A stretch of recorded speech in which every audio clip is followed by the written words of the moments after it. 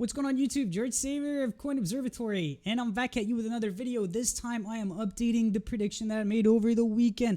Over the weekend I put up a video saying that the market, or the S&P, is likely going to hold 325 as support, head up to 340 and possibly up to 373. I thought that we were still in a risk-on environment, and if you want that analysis, if you want to know why I still think we're headed up to 370s on the SPY, the link to that video is in the description. It's gonna be the first link probably. But moving on. Yesterday, the markets complied, right? I made this chart and I said, hey, this is gonna hold this support. We're gonna break up, take out 338, 340, and likely keep heading up. And the markets did exactly what I thought they were. We saw a lot of bullish price action today. This is the day that's going like 30-minute. And you know, we saw a big move up from where that gap is. Saw the 5% update on the S&P. Now it did start retracing back down towards the close, but why are markets reacting this way? We still don't have an election winner, and I think that's exactly why the market's reacting this way. The markets, they don't really care who's gonna win until they win, right? For now, the market, if they're pricing in a Biden victory, well, now they just got more time to create an exit pump type of scenario where markets are going to rage out and potentially give people these higher exits, right? So people can sell, not people, but the market, whoever's pushing prices up, they'll be able to exit a little higher before Biden gets in office and potentially shuts the country down.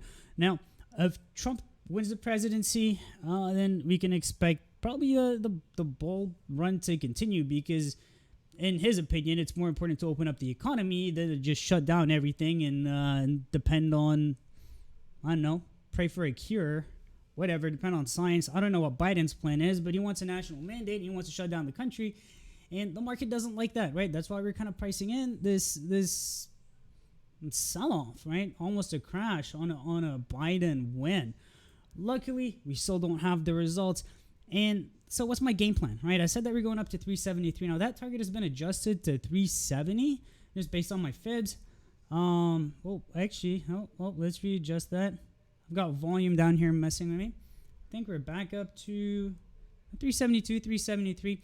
And that target is still in line with this trend line, you know, for those broadening top megaphone formation Shiller's traders out there, you know, 372 is in line. I do have 373 calls that are March 2021. Now, I don't plan on holding them all the way through March. It just gives me a lot of time.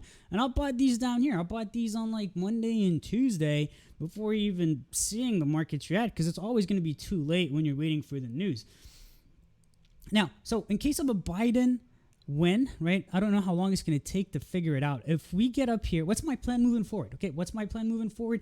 In case of a Biden win and the markets are raging and we get up to 372, 373, if we do literally take this leg up and get up here and then Biden's announced as a winner, right? And I haven't scaled out, I'd expect, you know, another big move down, right? I'm not going to say how far down. We still don't know that. We want to see how markets react. But as we get up to the 370s, I'm probably going to scale out of my calls. Actually, a lot of my SPXL calls that are already in the money that were here inside this triangle, I'm going to scale out of as soon as we break out. I'm just going to let my out of the money calls do the rest of the work, because it doesn't make sense to hold them, especially with markets doing what they're doing right now. Now, about a month ago, I'd made a video saying, you know, how bubbles burst. That was the title of the video. I'm just going to go to like the SPX so I don't ruin that chart because it's been annotated. And I was talking about how bubbles burst, and that video is also on our channel. So if you were to look that up, actually maybe Apple is a better example.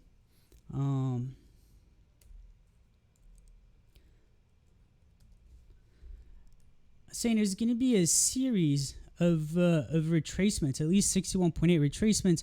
And back when I was actually charting, I said we're gonna see 61.8 retracement. We're actually like kind of selling off here, and I'm like, hey, this is not over yet. There's gonna be another 61.8 retracement before another leg down. We saw that happen. The 124 is my 61.8. That's just the price. We saw that happen on Apple. We saw it on Tesla. We saw it on pretty much every asset. Went up to at least 61.8. Now indices, back to the SPX, indices went up to the 786 fib. Now conversely today, we were at the 786 once again of the smaller leg. Yeah, SPX actually went higher, but didn't really get a daily, a lot of daily closer exposure above it. And if you look at it today, if you go off that last swing high, we see another 786. That's why I'm kind of nervous. I'm a little nervous, right? But I'm still positioning those far out of the money calls on indices that comply with my previous analysis. So this little recap, was I right? We're going to see a leg up after the election. I was. It's the election's being contested. The longer this thing drags out, the better for the market until it becomes a total shit show. But if it doesn't get too bad, I think, and if it stays civil, even if it's a little bit on risk, you guys remember during impeachment, what happened during impeachment? Impeachment proceedings, they set the market in a risk-on environment. The market likes the courts. I don't know why. They just like this. Wall Street likes these court battles. And impeachment was bullish. It wasn't until a few months later, until COVID sent us back. And I think that's all I've got. So just to wrap it up, I'm targeting up here the 370s on the SPY. I'll do a QQQ video probably later in the week around Friday, just to give you guys my projection on that.